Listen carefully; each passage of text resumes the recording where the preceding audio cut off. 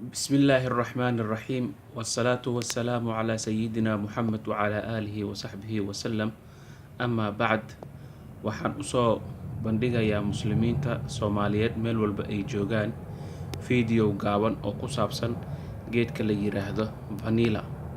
Waa maqasheen vanilla in lagu sameeyo waxyaabaha lagu carfiyo cuntada bakeryda sida doolshaha, xalwada iyo waxyaabaha la mid ah.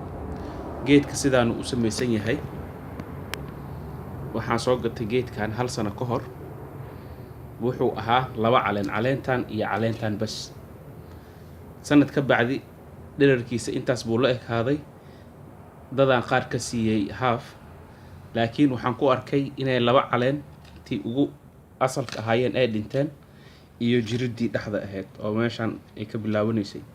marka hadda waxaan rabaa inaan geedkan badbaadiyo oo aan googooyo hadduu alla idmo si aan ugu beero meeshan. hal macluumo kale aan idiin sheegayaa walaalayaal, geedkan uma baahno carro, sababtoo carro haddii lagu beero geedka wuu dhimanaya. wuxuu u baahan yahay bahal la dhaho orchid compost.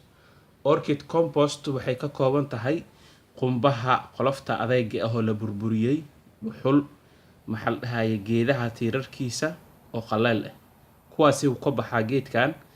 sidoo kale geedka wuxuu u baahan yahay har ama shade wax la dhaho, oo geed qoraxda ku baxay ma aha.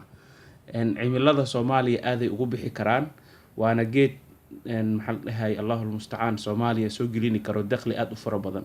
sidaan la socono vanillaha waa geedka labaad ee xawaajiyaasha adduunka ugu qaalisan marka laga reebo saxfaraanka. waa geedka labaad. saas darteeda beeralayda Soomaalida waxaan ku dhiirigelinayaa inay beertaan geedkan vanilla. waa geed saaqo geedaha qumbaha hoostoodu ka bixi karaa, waana easy. haddeer carradaana inta ku shubi ka bacdi geedkan intaan gogooyaan meeshaan ku beeri. la socdo insha Allah markii aan dhameeyo.